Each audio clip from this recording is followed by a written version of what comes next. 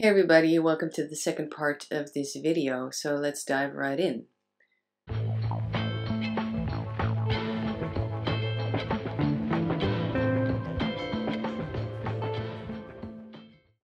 First, you gotta pick what cardboard you're going to use.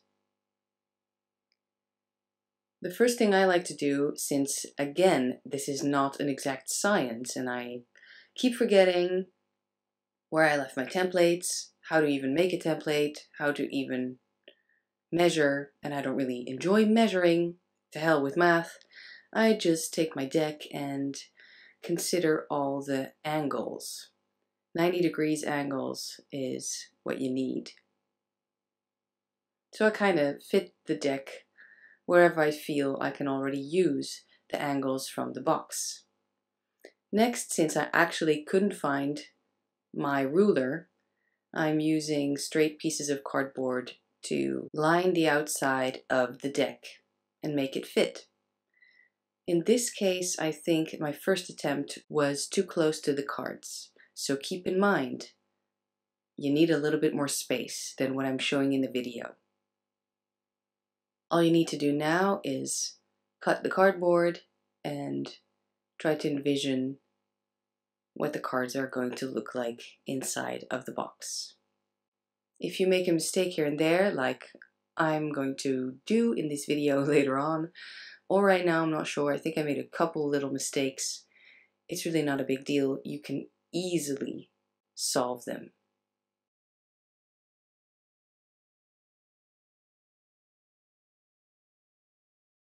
Look at that, we already have a little square. Obviously I'm using scissors, but in case you have a better surface to work on, you can use any other tool, which might make more sense for you. But back to the ruler, since I couldn't find mine, I'm using this piece of plastic because it really does come in handy to fold the cardboard where you need it to. If you fold everything by hand, then you have a chance that there are going to be more crooked edges, or that it folds in a place where you didn't want it to. And this way, it kind of keeps aligning everything. So there you go. The deck is in place. Now I am marking where I want to cut the box so it looks like a real tarot box. So let's do that. This is where I realized I cut too much.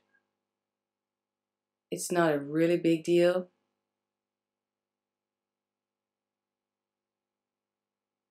Because it still does hold the cards. Here's my second attempt. And as you can see, I am running out of cardboard because of those little slots. This is actually a good example how to make the cover, the lid of the box. Because obviously the lid is just a slightly bigger version of the bottom part of the box, since it needs to cover it. And here, in order to do some form of measurements, I guess, I'm using a little piece of extra cardboard to make all the edges a similar width. So I'm marking those, cutting those out. Running a little short on those cutout pieces there, but it's okay, making it work. And then it's time to cut. Cutting a square is the best option. Next step, you'll see me doing that here, is cut all the corners. And it's up to you if you make it like me, which makes the little flaps fold both on one side. So you have two sides, the long sides of the box at this point, that don't have fold over flaps. And the short sides of the box will have fold over flaps. If you do it this way, or you do it the way where every side, so all 4 sides of the box have 1 flap. Anyway, you'll see me using the tool right here. Works real well in order to make the cardboard fold where it needs to.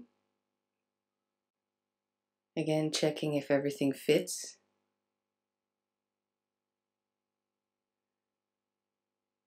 Oh, apparently the long sides get the flaps here.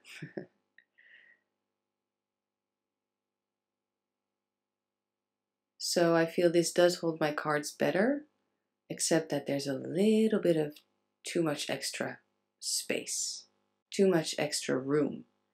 These cards are damaged pretty easily, so I am going to have to take in this box a little bit, which gives me the opportunity to show you how I do that. See, I have my tool, taking out the extra space, trying to make an indentation so that it folds on the right spot. And if that doesn't work, you can carve it a little bit with something slightly sharp and fold it the other way first. There you go. Now it's a smaller box. But lo and behold, it will be too small. Trial and error, guys. It's been a while. So this is the easiest way to fix this. And it's actually really just another technique. Instead of making folds, you actually just cut out all the pieces, all the sides of the box, bottom and the cover, the top, individually, and you tape them together. For a second here, I considered making it a slide-out box, but I didn't think I had enough cardboard to actually make that. So back to the 2-piece box plan. And it's easy enough with some strong tape to just tape together the pieces you need in order to get the right size for your cards.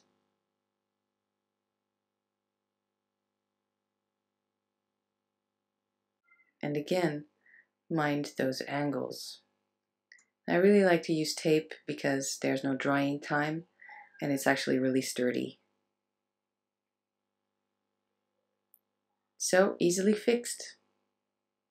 And here I trimmed the size of the box. This time I didn't trim too much. And I'm using this thick tape to seal everything, basically.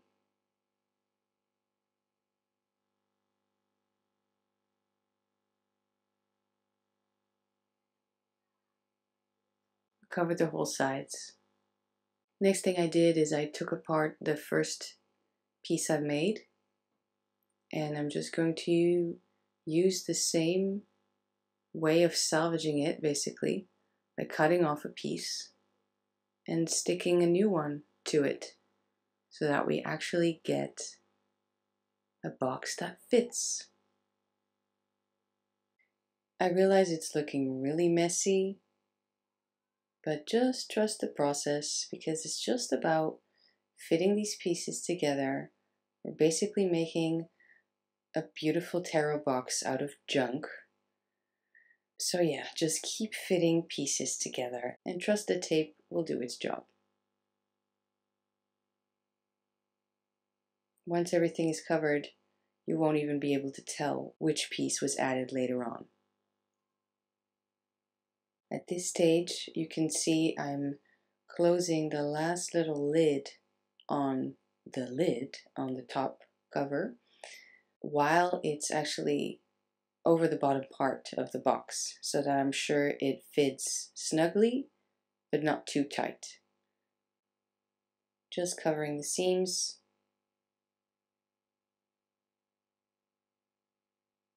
And there you go, a 2-piece box. Now basically all that's left to do is clean up everything and cover everything with things we actually like to see. Oh yeah, and probably trim the lid a little bit here and there, just to make it even. This is pretty much the box. and not fully in frame.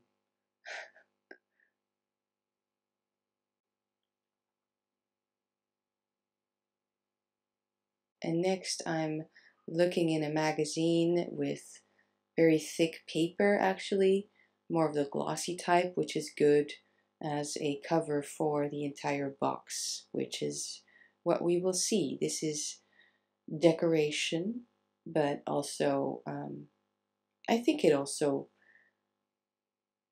strengthens the overall structure of the box.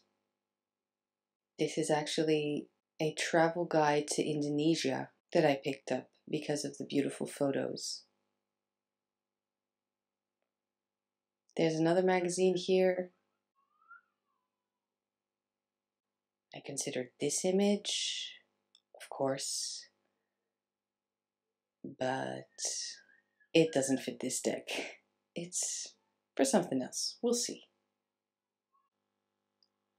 So next what you want to do is fit the images and paste them on top, obviously. After that, we'll seal everything in Mod Podge. All you really need to do here is determine where you want to place your image. This step is optional, but obviously, if you want to make a nice tarot box, this is what you need. I do recommend some type of paper, even if you plan on painting your box, because you need a smooth surface. Now, I like to use regular old school glue with a brush so that I can distribute it evenly, but just do what feels best. Hot glue is not really a good match for paper, so that's why I'm using the normal stuff.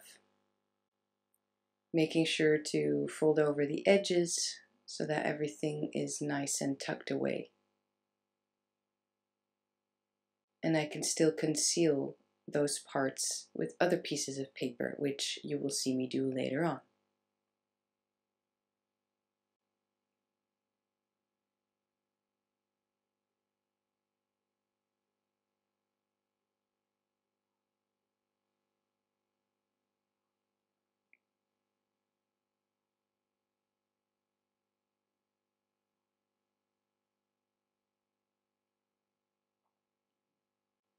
That is where we are now. This is the cover so far. Okay, just to point this out, there's this part between two pieces of paper, see there? That obviously those pieces don't overlap. And I'm just solving that by using a lot of Mod Podge. Just layer upon layer of Mod Podge. And then it will seal together and it will appear to be one sheet of paper. This glue I have is kind of finished, so I'm pulling out all my nerdy stuff. Just tacky glue, the other type of glue, and the Mod Podge stuff that I have.